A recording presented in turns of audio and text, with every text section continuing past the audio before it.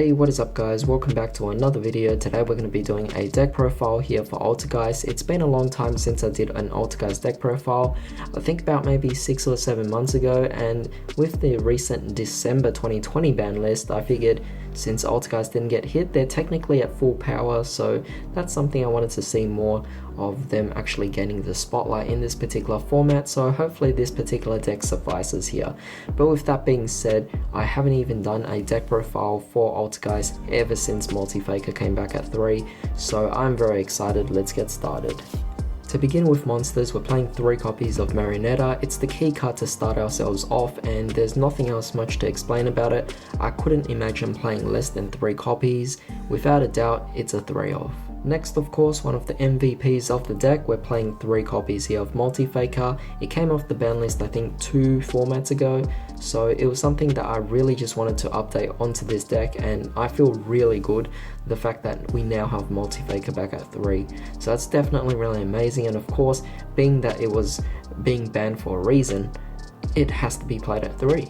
Moving on, we're also playing 3 copies here of Melee-Seek. I think a lot of people assume that this card is also a 3-of, but to be honest, I could find this card to be also a 2-of as well. You could really just go either way on your choice here. Of course, you could easily just go into a Link Karibo with this particular card, and then of course go for your search. But either way, I like to play 3 of it. But I will also say that you can easily drop it down to 2 if you needed space for something else that might be a bit of a fun tech for you guys.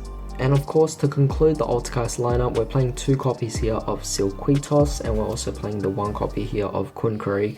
Kunkuri I decided to drop down to 1 just because I didn't really need any more, and most of my opponents rarely bother dealing with the Kunkuri. They now want to deal with the Multifaker. But with that being said, Silquitos and Kunkuri definitely does their job at this particular ratio, and there's not really much else to really change about them. Now of course, for the variables of the deck, these are the cards that you could obviously alter from whatever way you want, of course, aside from the actual Altergeist monsters themselves. But with that being said, we're playing 3 copies here of Ash Blossom, definitely a great disruptor, and it still holds up as one of the best hand traps in this particular format, in multiple formats really, and I definitely would play this over the Cyframe engine, given that we're always going to have an Altergeist monster on the field. Now here's something a bit interesting for you guys. I'm actually playing 2 copies here of Gameciel. Gameciel is a very interesting card because together with Silquitos, we could actually bounce back our own Gameciel to our hand, which means we could constantly recycle it. So if you actually wanted to decrease it down to 1 copy, that's okay as well, but the fact that we're playing 2 copies is just in case the opponent manages to get rid of one of them.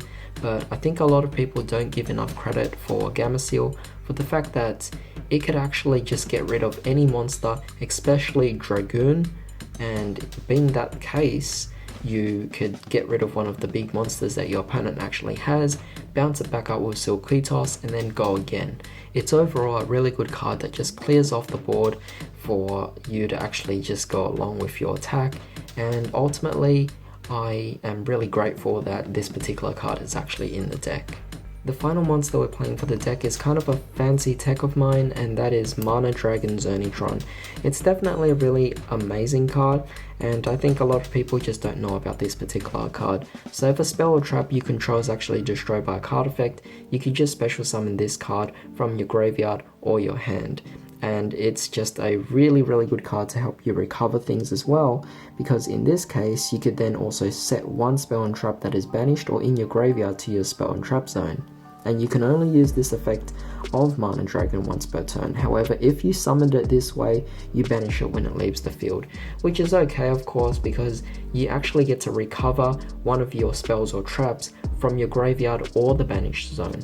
And you have to keep in mind that with Altergeist, you're going to have a lot of banished trap cards, so the fact that you could actually recover them through the Zernitron is definitely really amazing.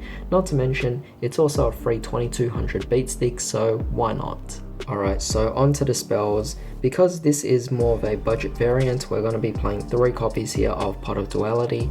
We will rarely special summon in this particular deck, so Pot of Duality would work quite well. However, a lot of people would obviously question, why am I not playing Extravagance? Well, Extravagance is still an expensive card. Although it's been reprinted, it's not as cheap as some people might think. Of course, I'm still on the hunt for Extravagance, and I'll definitely play 3 copies of Extravagance over the dualities, but for the time being, given that I don't have any Extravagance and I only have 3 copies of duality, I'm choosing to play the dualities in the deck. However, if you want, feel free to take this out and switch it out for the Extravagance instead.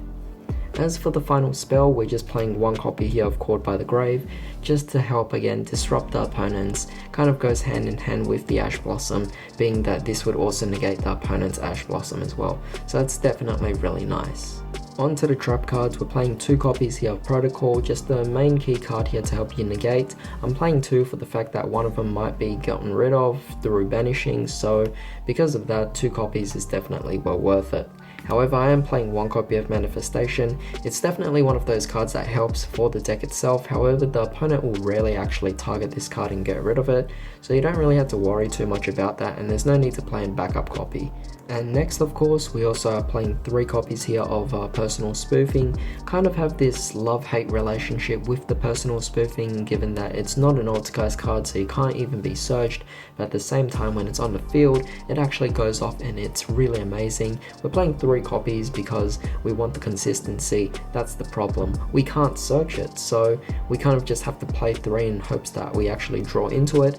Otherwise, the opponent could easily also just destroy this card. I think everyone actually knows that Altergeists will bench off the Personal Spoofing, so they're going to be targeting this card quite a bit, and it's great anyway because the first few will actually be your fodder, whereas you have plenty of copies left over anyway.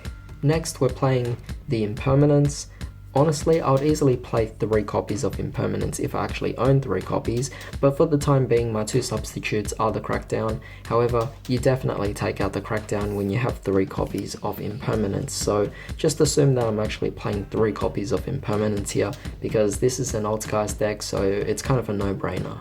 I'm also playing here 1 copy of Imperial Order just because we kind of have to anyway, and since it's actually affecting all spells, it also explains why I'm actually playing only 4 spell cards in the deck. I might even argue taking out the Caught by the Grave just to minimize the potential damage you have, but you know what, it's okay. It kind of is that small disruptor that if it goes off, it goes off. If it doesn't, that's no big deal. I'm also playing 1 copy here of Paleozoic Deinamiscus. It's a very nice card. I could actually play an additional card as well, additional copies of it as well, but at the time being, it's not really something that I have to look into because of the fact that it is still a card that targets. Next, here's a new interesting card that I think a lot of people are actually not playing, and that is 3 copies here of Mind Crush. I think this card is definitely being slept on. A lot of people definitely underestimate this card anymore. It's kind of that forgotten card, but I think it's a really amazing card. Kind of reminds me of Trap Dust Shoot and how it actually interacted back in the day, but in this case, Mind Crush, I mean, a lot of your opponents are going to be doing a lot of searching, so it's pretty easy for you to actually know what your opponent has in hand.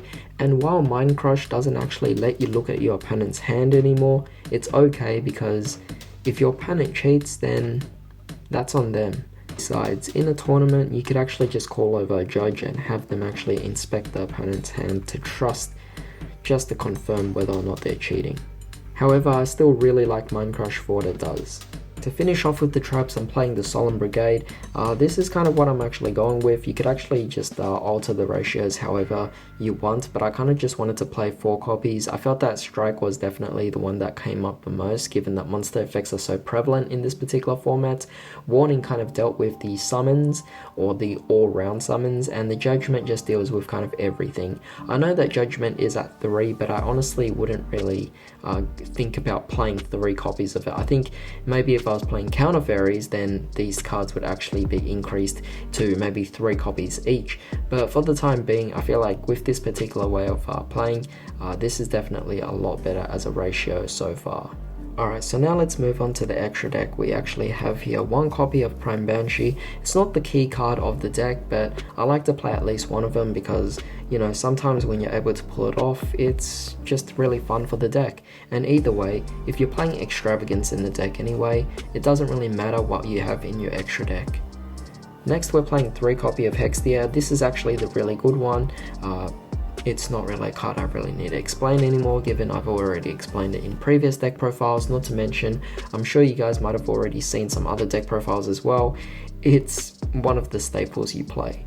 However, I am playing 1 copy here of Kid Olga, kind of just that interesting tech. I wanted to kind of honor and play it out of respect for the Altergeist deck itself, and at least include it. You know, it's the least I can do for not playing the Synchro engine in the particular deck. So yeah, this is pretty much the Altergeist lineup for the extra deck, so let's move on to the rest of the monsters. Of course, we're playing the 2 copies of the Link Rebo. It just goes well with the Melee Seek, and it's definitely quite nice. For Link 2s, we're playing obviously Phoenix and Cerberus, being that they're I guess good toolbox cards, and we're also playing the Akashic Magician.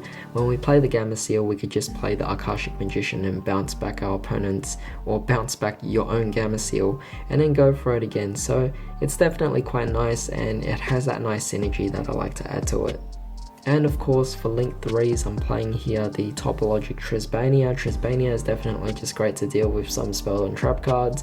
And we're also playing a Decode Talker extended. You could play either Decode Talker as well, but I'm trying out the Decode Talker extender for here. It's quite exchangeable anyway, so it's up to you what you want to play. And finally, for Link 4s, we're playing here Avramax, we're playing Borolo Dragon, and we're also playing here the Unchained Abomination. It's up to you what you want to play. I definitely suggest that you play the Crusadia Avramax, given that it's really easy to just go into, and it does the job most of the time for me. It's usually my go-to finisher. However, that pretty much concludes it for this particular deck profile, so I hope you guys actually enjoyed this. This was definitely a deck that I was really excited to actually bring back, and seeing that the ban list hasn't actually affected it in any way, this was definitely the appropriate time. But definitely leave a like if you guys want to actually see some test hands for this. Don't forget to share this video, and also don't forget to subscribe for more videos like this. But in the meantime, I hope you guys have a great day. I'll see you next time.